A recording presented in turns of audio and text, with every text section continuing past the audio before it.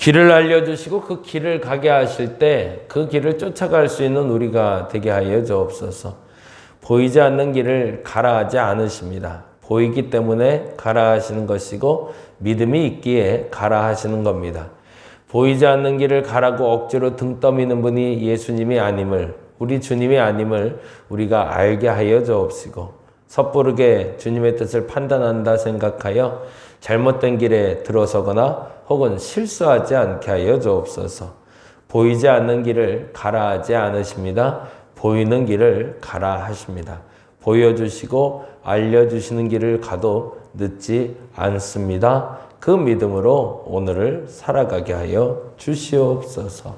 한날 한날을 살다 보니 이제 주말입니다. 주일을 준비하며 마음을 다잡아 봅니다.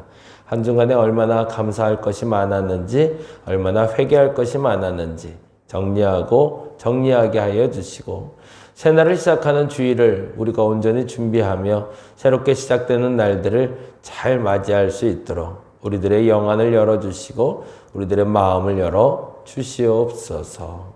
오늘도 감사합니다. 고마우신 예수님 이름으로 기도드렸습니다. 아멘, 아멘. 신명기 15장에 있는 말씀 오늘 같이 볼까요? 신명기 15장입니다.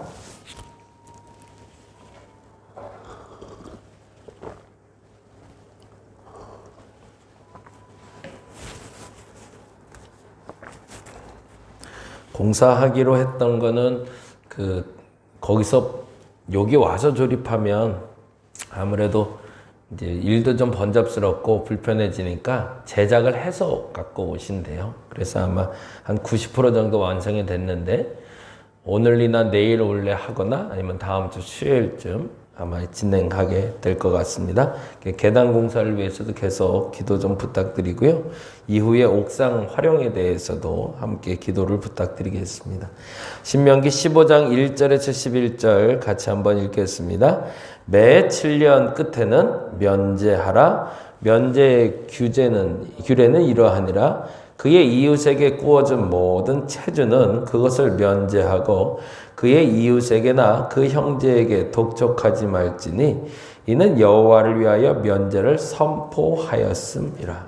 이방인에게는 내가 독촉하려니와 내 형제에게 구워준 것은 내 손에서 면제하라.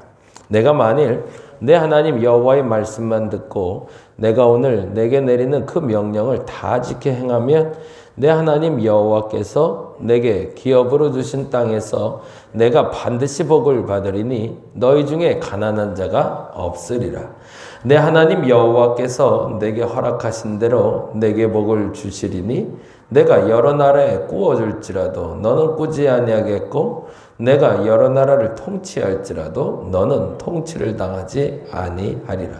내 하나님 여호와께서 내게 주신 땅 어느 성읍에서든지 가난한 형제가 너와 함께 거주하거든 그 가난한 형제에게 내 마음을 완악하게 하지 말며 내 손을 움켜쥐지 말고 반드시 내 손을 그에게 펴서 그에게 필요한 대로 쓸 것을 넉넉히 구워주라. 삼가 너는 마음에 악한 생각을 품지 말라. 곧 이르기를 일곱째 해 면제년이 가까이 왔다 하고 내 궁핍한 형제를 악한 눈으로 바라보며 아무것도 주지 아니하면 그가 너를 여호와께 호소하리니 그것이 내게 죄가 되리라. 너는 반드시 그에게 줄 것이요 줄 때에는 아끼는 마음을 품지 말 것이니라. 이로 말미암아 내 하나님 여호와께서 내가 하는 모든 일과 내 손에 닿은 모든 일에 내게 복을 주시리라. 땅에는 언제든지 가난한 자가 그치지 아니하겠으므로 내가 내게 명령하여 이르노니 너는 반드시 내 땅 안에 내 형제 중 곤란한 자와 궁핍한 자에게 내 손을 펼지니라. 아멘. 14장, 15장, 16장을 오늘 읽는 날인데요. 14장은 이렇게 표현을 해보면 좋을 것 같아요. 하나님 자녀의 생활 방식은 이렇게 해놓으시면 재밌을 것 같아요. 하나님의 자녀의 생활 방식은 뭔가. 그러면서 1절과 2절에는 죽은 자를 애도하는 법을 나오고 있어요. 이스라엘 백성들의 어떤 습관은 아닌 것 같고 아마 애굽에서부터 흘러내려온 이방 풍습이던가 아마도 가나안에 들어가서 만들게 될 풍습일지 알 수 없지만 두 가지를 하는데, 첫째 보니까 자기 몸을 해하는 것. 죽은 사람 앞에서 14장 1절에 보니 이렇게 되어 있어요. 너희는 너희 하나님 여호와의 자녀이니 죽은 자를 위하여 자기 몸을 베지 말며. 그리고 두 번째, 눈썹 사이 이마 위에 털을 밀지 말라라고 두 가지가 되어 있어요. 첫째는 아마도 죽은 사람 앞에서 자해하는 일들을 보통 습관적으로 했던 것 같아요. 이게 사실은 우리나라에도 그런 유사한 풍습이 남아있죠. 이게 상여를 메고 죽음에 대해서 경험한 후에 49제를 하는 경우가 있고 3년상을 하는 경우가 있잖아요. 그래서 죽은 사람 앞에서 3배 옷을 입고 3년 동안 곡하면서 살아가는 풍습이 있는 것처럼, 어찌 보면 죽은 사람 앞에서 그 살아있는 자의 몸을 해코지하면서 그 죽은 자의 영을 위로하는, 혼을 위로하는 어떤 예식들이 보편적으로 각 나라마다 있었던 것 같아요. 근데 이제 이스라엘 주변의 나라에서는 그 몸을 칼로 베는 그러한 일들을 종종 했던 것 같고요. 두 번째, 눈썹 사이 이마 위에 털을 밀지 말라고 되어 있는데, 정확한 표현은 머리털을 얘기합니다. 머리를 밀지 말라. 장래가 나면 아마도 이제 뭐 49제나 이런 것들을 하다 보면 이제 머리를 자를 일도 없고, 그리고 머리 자르는 게 왔다 갔다 하면서 자기를 꾸미는 행위라 여겨졌던 것 같아요. 그래서 그때 당시에 장래가 나면 가족 중에 그 장자가 되는 사람이겠죠. 머리를 밀고 그 상을 치르게 되는 어떤 습관들이 있는데, 그거 하지 마라. 그게 별로 중요한 게 아니다. 라고 이야기하고 계시는 거죠. 그리고서 이렇게 얘기하십니다. 2절에 보니 너는 내 하나님 여호와의 성민이라 여호와께서 지상 만민 중에서 너를 택하여 자기 기업의 백성으로 삼으셨느니라 라고 이야기하며 산자의 하나님 얘기를 사실은 하고 있어요. 죽은 자의 하나님이 아니라 산자의 하나님, 그 하나님을 믿고 있다. 그래서 죽은 자의 애도법에 대해서 먼저 이야기하며 하나님 자녀의 생활 방식, 생활 습관은 어떻게 되는지 첫 번째로 얘기했다면, 3절부터 21절까지는 먹을 거 얘기를 해요. 고기를 먹을 때 이건 먹어도 돼, 이건 먹지 말아야 돼. 레위기 11장에 있는 얘기를 반복하고 있습니다. 11장에 있는 정한 음식, 부정한 음식에 대한 이야기라면 22절부터가 굉장히 중요한데요. 생활 습관 중에 11조 얘기를 하고 있습니다. 이 11조는 나중에 한번 설교로도 다시 한번 다뤘으면 좋겠는데요. 제1, 제2, 제3, 11조가 있어요. 그래서 제1, 11조는 우리가 잘 아는 대로 성소에 매년 10분의 1을 드리는 걸 얘기합니다. 그 11조를 드리면서 하나님 경외하기를 배우라 라는 표현을 써요. 그게 23절에 나오는데 한번 볼까요? 23절. 마땅히 드려야 될 11조가 있는데 23절에 보면 이렇게 되어 있습니다. 내 하나님 여호와께서 그의 이름을 두시려고 택하신 곳에서 내 곡식과 포도주와 기름의 11조를 먹으며 또 내 소와 양과 처음 난 것을 먹고 내 하나님의 여호와 뭐하래요? 경외하기를 항상 배울 것이니라. 여기서 중요한 건 경외라는 단어와 항상이라는 단어죠. 틈틈이 때때로 11조를 하는 것이 아니라 지속적으로 11조 생활을 하면서 하나님 경외하는 것을 배워가야 된다. 얼마큼? 항상 배워가는 것이 11조다라고 이야기하면서 11조를 크게 세 가지로 이 안에서 설명하고 있는데, 첫째는 소득의 11조를 매년 드리는 정말 말 그대로 우리가 잘 아는 11조고요. 두 번째 11조는 축제 11조라고 얘기하는데요. 26절에 이렇게 되어 있어요.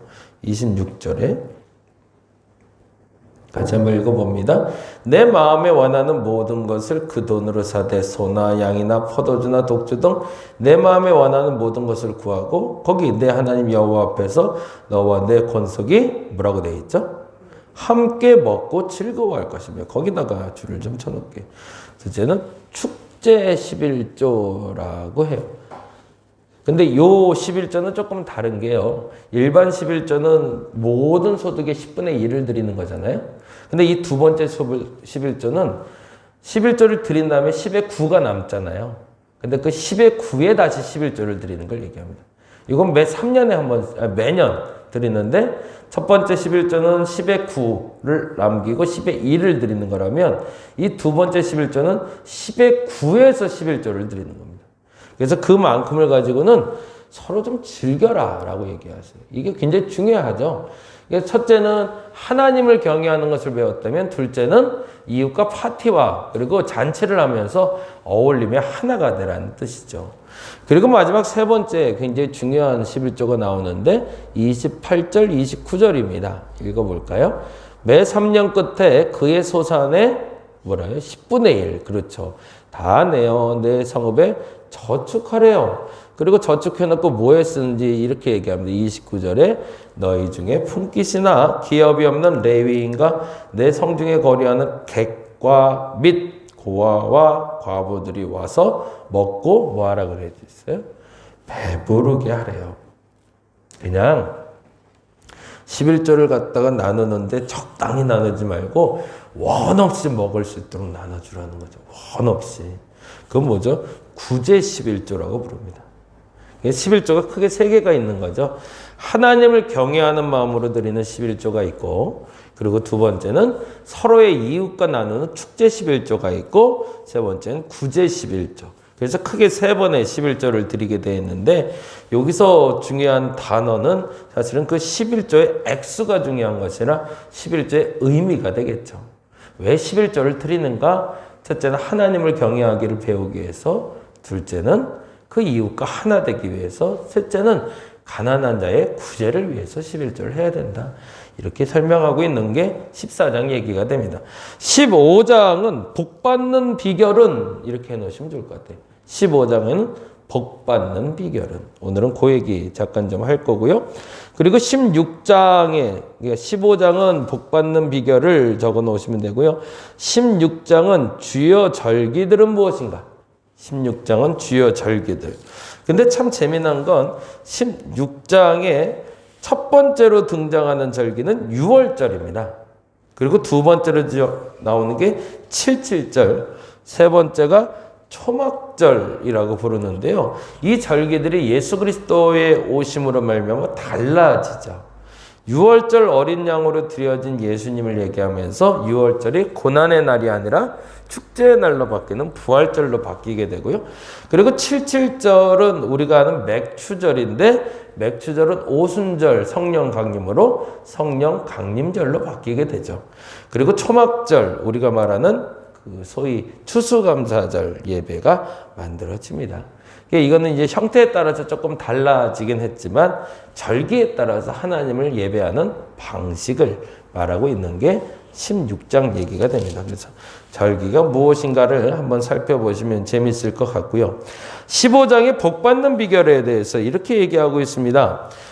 15장 4절, 5절, 6절에 이렇게 얘기하네요. 15장 4절, 5절, 6절에 이렇게 되어 있습니다.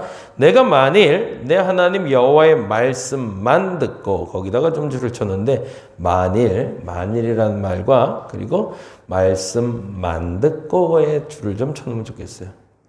말씀도 듣고가 아니라 다른 얘기도 듣고 이것도 생각해보고 하나님의 말씀을 따르는 게 아니라 네가 정말로 여호와의 말씀만 듣는다면 이라는 전제가 돼요. 그 말씀대로만 산다면 어떻게 되는데요?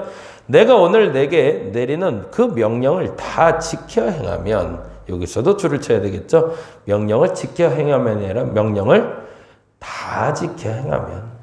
이게 두 가지는 중요하겠죠. 여호와의 말씀도 듣고가 아니라 여호와의 말씀만 듣고, 두 번째는 명령을 지켜 행하다가 아니라 명령을 다 지켜 행하면. 전제는 이렇게 됩니다. 복 받는 비결을 얘기하는 거예요. 복을 받으려면 하나님의 말씀도 듣는 게 아니라 하나님의 말씀만 들어야 되는 거고, 복 받으려면 명령을 지켜 행하는 것이 아니라 명령을 다 지켜 행할 수 있어야 된다. 그러면 어떻게 된대요? 내 하나님 여호와께서 내게 기업으로 주신 땅에서, 여기도 줄을 쳐놓으세요. 기업으로 주신 땅에서. 그 말은 뭘까요? 내게 누릴 지경을 정해 놓으셨다는 거죠. 그 이상의 복을 주신다는 것이 아니라 내게 주리라 약속하신 그 복의 땅에서 그 지경 내에서 뭐라고 되어 있죠? 반드시 복을 받을 거래요. 이게 참 중요한 거죠. 첫째는 여호와의 말씀만 듣고, 두 번째는 그 명령을 다 지켜 행하면 하나님은 우리에게 주기로 한 그 영역 내의 복을 반드시 다 누리게 해 주신대요. 근데 그 복의 결과가 뭔지가 이렇게 내게 있어요. 복을 받으리니 그 다음에 뭐라고 되어 있죠? 너희 중에 가난한 자가 없을 거래요. 이게 하나님이 주신 복이죠. 이 가난은 재정에 대한 가난을 얘기하기도 하지만 영적인 가난도 얘기하기도 합니다. 그러니까 우리에게 부족함이 없을 거라는 뜻이죠. 어떻게 할 때 우리가 항상 부족한 이유는 그러면 두 가지가 걸리는 거죠. 첫째는 여호와의 말씀만 듣지 않기 때문이고, 그리고 하나님의 명령을 다 지켜 행하지 않기 때문인 거죠. 그런데 우리가 항상 부족하지 않고 살고 싶으면 아주 단순한 겁니다. 여호와의 말씀만 듣고 하나님의 명령을 다 지켜 행하기만 하면 항상 우리에게 하나님은 복 주시되 부족하지 않게 해주실 것이다. 그리고 구체적으로 그 복을 이렇게 설명하고 있습니다. 6절에 보니까 내 하나님 여호와께서 내게 허락하신 대로 내게 복을 주시리니 내가 여러 나라에 구워줄지라도 너는 꾸지 아니하겠고 내가 여러 나라를 통치할지라도 너는 통치를 당하지 아니하리라. 그럼 방법이 뭘까? 첫째는 15장 1절 2절에 나오는데요. 아주 명쾌하게 이렇게 얘기합니다. 15장 1절에 이렇게 얘기하네요. 뭐라고 되어 있죠? 매 7년 끝에는 면제하라. 그게 복받는 방법이래요. 그럼 뭘 면제해 줄까? 첫째는 가난한 자에게 움켜쥐지 말고 나눠주어서 그들의 가난을 면제해 주라. 그게 첫 번째. 두 번째는 종입니다. 종들에게 7년이 될 때는 자유를 줘라. 그래서 그들의 종에게 면제해 주라. 그러면은 무슨 일이 일어날 거다? 10절에 보니 이렇게 되어 있네요. 너는 반드시 그에게 줄 것이요 줄 때에는 아끼는 마음을 품지 말 것이니라. 이로 말미암아 내 하나님 여호와께서 내가 하는 모든 일과 내 손에 닿는 모든 일에 내게 복을 주시리라. 그리고 18절에 종을 풀어줬을 때 이렇게 얘기하십니다. 그가 6해 동안 통꾼의 삭세 배를 받을 만큼 너를 섬겼은즉 너는 그를 놓아 자유하기를 어렵게 여기지 말라. 그리하면 내 하나님 여호와께서 내 범사에 내게 복을 주시리라 라고 이야기하고 있어요. 오늘은 이 두 가지 기억하고 가죠. 하나님께 반드시 복받는 법이 있다. 그 복받는 법은 첫째, 여호와의 말씀만 듣는 거다. 말씀도 듣는 게 아니라 말씀만 듣는 것이다. 그리고 두 번째, 명령을 그냥 적당히 지켜 행하는 것이 아니라 명령을 다 지켜 행하면 하나님은 내게 반드시 복 주신다.